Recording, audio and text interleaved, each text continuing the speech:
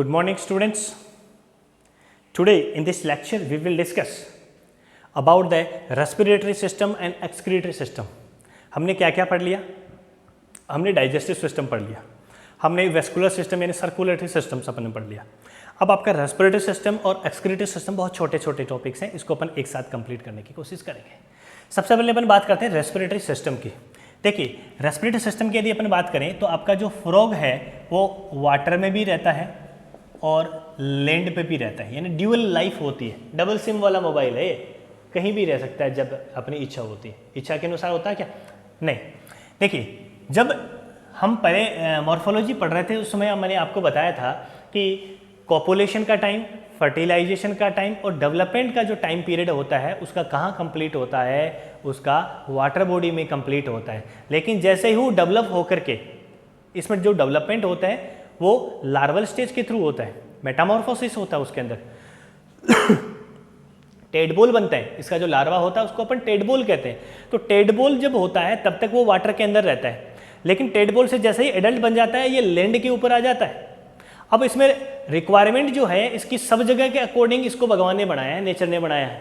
यदि ये वाटर में है, सबसे पहले मैं बात करता हूँ कि मान लीजिए वो डेवलपमेंट कर रहा है और टेडबोल है जिसको अपन लार्वा को टेडबोल कहते हैं। ये जो टेडबोल होता है उसमें जो रेस्पिरेशन होता है वो गिल्स के थ्रू होता है। याद रखना, बहुत ही कंफ्यूजिंग क्वेश्चन है, आपको एनसीईआरटी में भी नहीं मिलेगा। टेडपोल जो है इसका जो डेवलपमेंट स्टेज के अंदर जो टेडपोल होता है वो गिल्स के थ्रू रेस्पिरेशन करता है, लेकिन जैसे ही वो एडल्ट में कन्वर्ट होता है गिल्स खत्म हो जाते हैं, गिल्स खत्म हो जाते हैं। तो फिर दिमाग में आएगा कि सर ये जब एडल्ट होता है और वाटर बॉडी में जब कॉपुलेशन फर्टिलाइजेशन के लिए आता है तो फिर रेस्पिरेशन कैसे करता है? वही अपन पढ़ेंगे बेटा इसके अंदर। अब एडल्ट की अपन बात करें तो वो वाटर के अंदर भी जाता है और लैंड के अंदर भी रहता है, ठीक है। अब वाटर में जब होता है तो रेस्पिरेशन किससे करेगा? ये हम पहले ही पढ़ चुके हैं, क्यूटेनियस रेस्पिरेशन।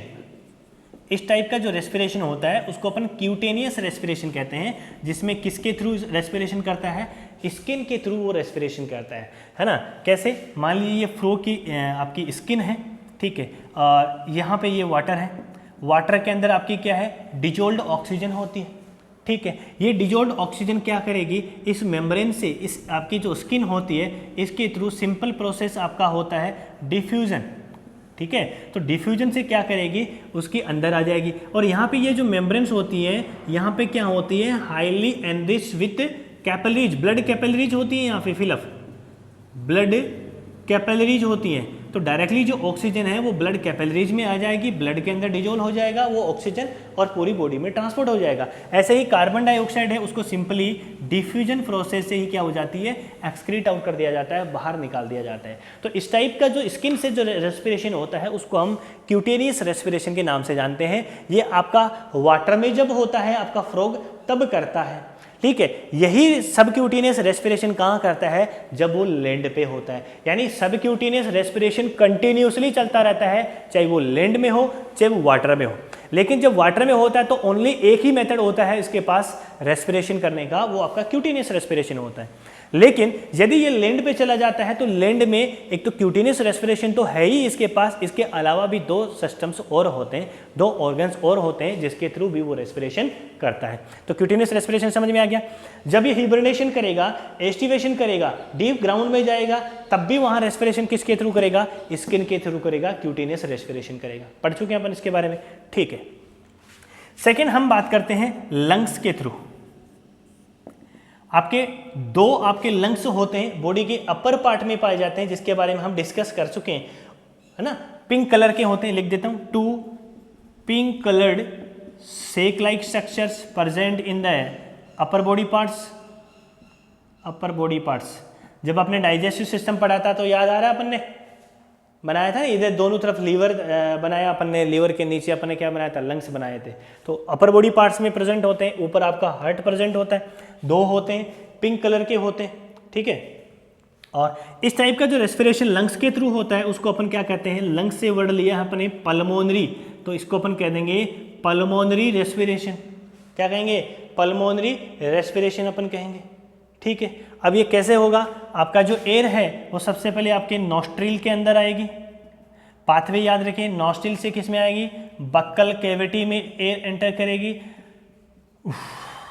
और बक्कल कैविटी से कहाँ जाएगी, आपके लंग्स के अंदर आ जाएगी। वहाँ पे ब्लड कैपिलरीज होती हैं, एक्सचेंज हो जाएगा और एक्सचेंज होने के बाद में ऑक्सीजन ब्लड के साथ में चली जाएगी, कार्बन डाइऑक्साइड वापस आएगी लंग्स में, बक्कल कैविटी नॉस्ट्रिल के थ्रू बाहर निकल जाएगी। इस टाइप का रेस्पिरेशन जिसको अपन पल्मोनरी रेस्पिरेशन के नाम से जानते हैं। ठीक है, ये कहाँ होता है, ये लैंड पे ही होता है। थर्ड अपन बात कर लेते हैं बक्कल कैविटी के थ्रू। बक्कल जो कैविटी है उसके अंदर भी क्या होती है, ये बक्कल कैविटी की जो स्किन मेम्ब्रेन जो होती है ये भी हाईली एनरिच होती हैं ब्लड कैपिलरीज के साथ में। ब्लड कैपिलरीज होती हैं बहुत सारी उसमें। तो जैसे ही बक्कल कैविटी में आपकी जो एयर आती है, बक्कल कैविटी है उसमें जैसे ही एयर आती है तो उसके अंदर जो हाईली एनरिच है ब्लड वेसल्स के साथ में यानी कैपिलरीज के साथ में, तो डिफ्यूजन के थ्रू क्या हो जाती है, उस कैपिलरीज में चली जाती है, कार्बन डाइऑक्साइड वहाँ से निकाल दिया जाता है और ये बाहर आ जाता है। तो बक्कल कैविटी के थ्रू भी इसमें क्या होता है, रेस्पिरेशन होता है, गैसेज का एक्सचेंज होता है। बोलो यहाँ तक समझ में आ गया? ये आपका रेस्पिरेटरी सिस्टम खत्म है, इतना सही है, ज़्यादा कुछ भी नहीं है। क्या क्या पढ़ा आपने, एक बार रिवाइज करवा देता हूँ, फिर अपन एक्सक्रीटरी सिस्टम की तरफ चलते हैं। क्या क्या बताया मैंने, वापस सुनना। एक वाटर में, लैंड में, इससे पहले याद रखना है कि जो टेडपोल है उसमें रेस्पिरेशन किससे होता है, गिल्स से होता है, लेकिन जो आपका एडल्ट है उसमें गिल्स नहीं होते हैं। एडल्ट में आपके गिल्स नहीं होते हैं। ठीक है, उसके बाद अपन बात करते हैं एडल्ट के अंदर क्यूटेनियस रेस्पिरेशन होता है जो वाटर में भी करता है और लैंड में भी करता है। ठीक है, उसके बाद लंग्स के थ्रू होते हैं, लंग्स 2 होते हैं, पिंक कलर के सेक लाइक स्ट्रक्चर बॉडी के अपर पार्ट्स में प्रेजेंट होते हैं। इसको अपन पल्मोनरी रेस्पिरेशन के नाम से जानते हैं। नॉस्ट्रिल से बक्कल कैविटी में एयर जाती है और लंग्स में चली जाती है, लंग्स में ब्लड कैपिलरीज होती हैं, एक्सचेंज हो जाता है। ठीक है, बक्कल कैविटी के थ्रू भी क्या होता है, गैसेज का एक्सचेंज होता है, क्योंकि बक्कल कैविटी में भी क्या होता है, ब्लड कैपिलरीज होती हैं जो एक्सचेंज करने का काम करती है। ये कहानी खत्म होगी आपकी रेस्पिरेटरी सिस्टम की। ठीक है, अब हम बात करते हैं एक्सक्रीटरी सिस्टम की। अब बात करते हैं एक्सक्रीटरी सिस्टम की। देखिए, इसका एक्सक्रीटरी सिस्टम की यदि अपन बात करें तो वेल डेवलप्ड एक्सक्रीटरी सिस्टम नजर आएगा। वेल डेवलप्ड एक्सक्रीटरी सिस्टम नजर आएगा। जैसा हम पढ़ रहे हैं कि सारे सिस्टम इसके वेल डेवलप हो रहे हैं। दूसरी चीज, ये क्या करते हैं, जो एडल्ट होते हैं ये यूरिया का सिक्रेशंस करते हैं एज ए नाइट्रोजनस वेस्ट। हमने जब पीछे वाले लेक्चर्स पढ़े थे, आर्थोनोम हमने आपको पढ़ाया था, हमने आपको कॉकरोच पढ़ाया था, तो उसमें आपको अलग अलग कैटेगरीज बताई थी, यूरिया, यूरिक एसिड और अमोनिया वाले जो होते हैं। ये यूरिया को सिक्रेट करते हैं, इसी वजह से इसको यूरियोटेलिक एनिमल्स के नाम से जानते हैं। क्लियर है? यूरियोटेलिक एनिमल्स के नाम से जानते हैं। ठीक है, उसके बाद अपन बात करते हैं, ये जो टेडपोल होता है, टेडपोल वाटर के अंदर रहता है। वाटर में रहता है तो ये क्या रिलीज करता है, अमोनिया रिलीज करता है। इसी वजह से इसको अपन अमोनोटेलिक एनिमल्स के नाम से जानते हैं। यानी फ्रॉग है उसमें आपको 2 कंडीशंस देखने को मिल रही है। 1 मिनट।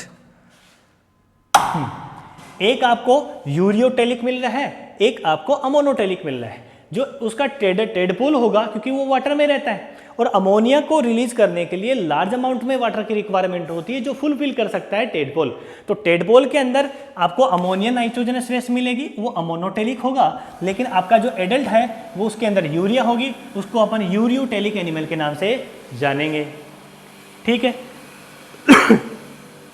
अब हम इसके सिस्टम की बात कर लेते हैं कि जो इसका एक्सक्रीटरी सिस्टम जो होता है उसके अंदर क्या क्या पार्ट्स होते हैं। इसके अंदर आपको क्या क्या पार्ट मिलेंगे, इसके अंदर आपको किडनी मिलेगी, इसके अंदर आपको यूरिटर मिलेगी, और इसके अंदर आपको यूरिनरी ब्लैडर मिलेगा। भाई ये लो, ज़्यादा लंबा चौड़ा कुछ भी नहीं है।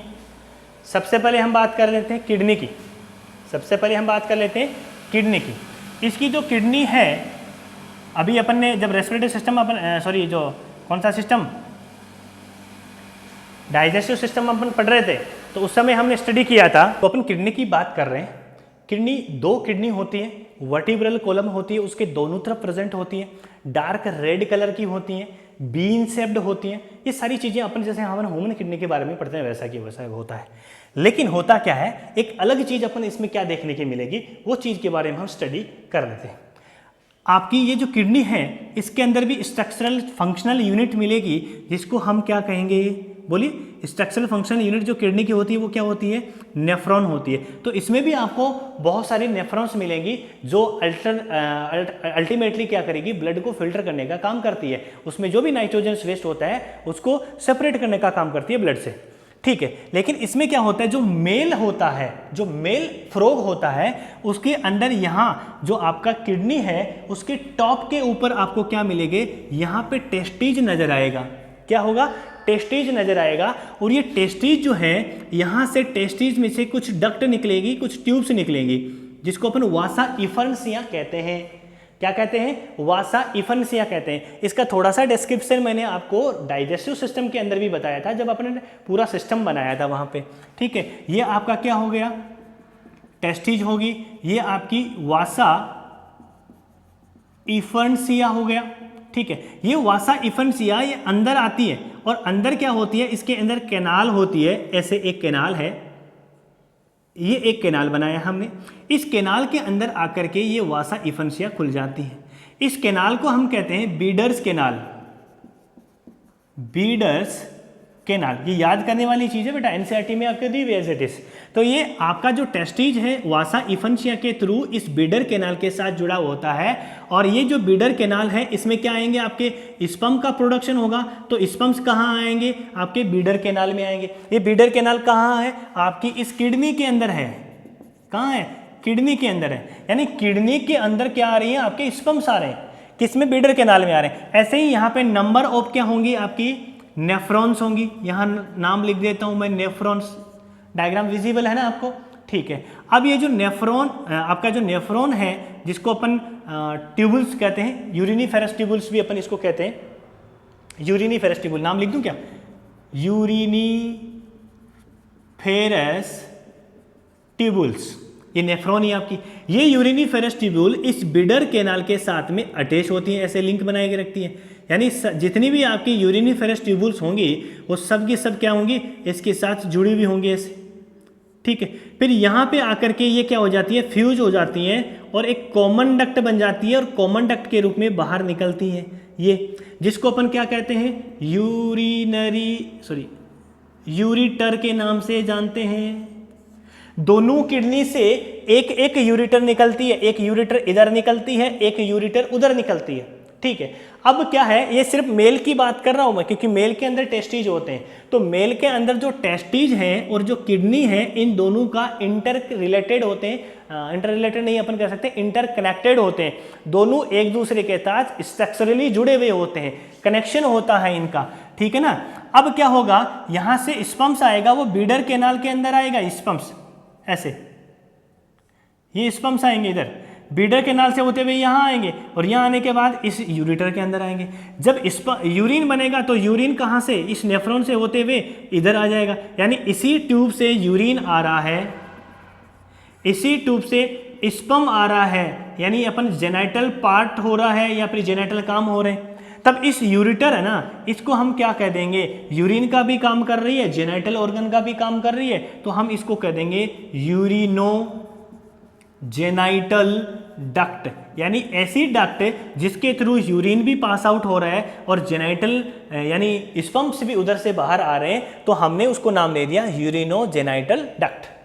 बात आगे क्या समझ में, ठीक है। ये यूरिनो जेनाइटल डक्ट है जिसके थ्रू इधर स्पर्म्स बाहर आ जाते हैं, इधर यूरिन बाहर आ जाता है। ये सिर्फ और सिर्फ, अब देखो क्या हुआ, यहाँ पे मान लीजिए ये आपका क्लोका है, तो एक आपकी ये इधर आकर के खुल गई, एक इधर दूसरी वाली आ जाएगी, ऐसे इस क्लोका के अंदर खुल गई ऐसे, ठीक है। यहाँ पे आपका यूरिनरी ब्लैडर पड़ा रहता है, ठीक है। तो इसमें क्या आ गया, इधर से यूरिन आ गया, इधर से आपका क्या आ गया, स्पर्म आ गया, ठीक है। और आपका ये कौन सा बोला पोर्शंस, जो डाइजेस्टिव सिस्टम का जो पोर्शंस है वो भी आकर के यहाँ खुल जाते हैं। यानी तीनों पार्ट एक ही जगह आ जाते हैं, लेकिन आपका यूरिन और जो स्पर्म है ना, वो एक ही डक्ट के थ्रू आते हैं, जिसको अपन यूरिनो जेनाइटल डक्ट के नाम से जानते हैं। मेरी बात समझ में आ गई क्या, ये सबसे मोस्ट इंपॉर्टेंट चीज़ है बेटा। और ये बस इतना सही आपको पढ़ना है कि इसके अंदर रिप्रोडक्टिव सिस्टम के अंदर, उसमें भी कोई ज़्यादा लंबा चौड़ा नहीं है। ये बात ध्यान से समझ लेना कि आपका टेस्टिज है, वासा इफर्नसिया निकलेगा, बीडर्स कैनाल में आएगा और बीडर्स कैनाल आपके यूरिनीफेरस ट्यूबुल्स यानी नेफ्रॉन के साथ अटैच होती है और दोनों एक कॉमन डक्ट के थ्रू बाहर आते हैं। क्लियर है क्या, ठीक। लेकिन फीमेल के अंदर क्या होगा भाई, फीमेल के अंदर क्या होगा, फीमेल के अंदर जो ओवरीज होंगी वो इसके साथ कनेक्ट नहीं होंगी, वो पास तो इसी के होंगी, यहीं पे होंगी, लेकिन इसका साथ कोई भी कनेक्शन से नहीं होगा। जो ओविडक्ट निकलेगी वो सेपरेटली खुलेगी, यानी इधर ओविडक्ट खुलेगी और इधर आपकी यूरेटर खुलेगी, दोनों अलग अलग आएंगी फीमेल के अंदर। लेकिन मेल के अंदर क्या होगी, एक ही डक्ट होगी, एक ही ट्यूब होगी, जिसमें से ही आपके स्पर्म्स निकलेंगे, जिसमें से ही आपका यूरिन निकलेगा। भाई लगभग सारी चीज़ें देखो इनके अंदर क्या होती जा रही हैं, कॉमन होती जा रही है, कोई स्पेशल चीज़ इसके अंदर नहीं है। फिर आपका यूरिन जो है उसको स्टोर करने के लिए अपने पास यूरिनरी ब्लैडर होते हैं, यही एक बैग लाइक स्ट्रक्चर्स होती है, ठीक है। जो रेक्टम होता है उसके वेंट्रल पोजीशन के अंदर होती है, नीचे की तरफ होती है, जिसको अपन कह सकते हैं। और ये भी कहाँ खुलता है, और ये क्लोका के अंदर खुलता है, क्लोका के अंदर खुल जाता है और यहाँ से बाहर निकल जाता है, ठीक है। और अपन एक बात और कर लेते हैं, ये जो यूरिया जो बन रही है आपकी, ये कहाँ पे बन रही है, ये आपकी बन रही है लीवर के अंदर। लीवर के अंदर यूरिया का फॉर्मेशन होता है और ये कहाँ आ जाती है, आपकी किडनी के अंदर आ जाती है। और किडनी के अंदर क्या हो जाता है, यूरिया है उसको यूरिन के फॉर्म में बाहर निकाल दिया जाता है और आपका जो ब्लड है वो फिल्टर होके वापस बॉडी में चला जाता है। ये इतनी सी कहानी एक्सक्रीटरी सिस्टम की है भाई। बोलो यहाँ तक समझ में आया कि नहीं आया? यहाँ तक समझ में आ गया तो सारी कहानी समझ में आ गई बेटा आपको। वापस रिपीट कर देता हूँ मैं, कितना क्या पढ़ा है, क्या लिखा है। स्क्रीनशॉट लेना नहीं भूलना है। अपना लेक्चर खत्म है। वेल डेवलप्ड एक्सक्रीटरी सिस्टम होता है। एडल्ट यूरिया है ना, यूरियोटेलिक होता है। टेडपोल होता है वो अमोनिया को रिलीज करता है, अमोनोटेलिक होता है, ठीक है। किडनी होता है इसका पार्ट, इसमें यूरेटर, यूरिनरी ब्लैडर, ये तीनों मिलकर के पूरा सिस्टम बनाते हैं। किडनी, 2 किडनी होती है, वर्टिब्रल कॉलम के दोनों साइड में होती है, डार्क पिंक कलर की होती है अपन कह सकते हैं, और बीन शेप्ड होती है। मेल के अंदर यदि अपन बात करें तो इसके ऊपर टेस्टिज होते हैं। किडनी की जो स्ट्रक्चरल फंक्शनल यूनिट होती है उसको यूरिनिफेरस ट्यूबुल या अपन नेफ्रॉन के नाम से जानते हैं, ठीक है। टेस्टिज होते हैं वो वासा इफेंसिया के थ्रू बीडर्स कैनाल में ओपन होते हैं। बीडर्स कैनाल एक कैनाल होती है जिसके अंदर आपके टेस्टिज के स्पर्म्स आते हैं।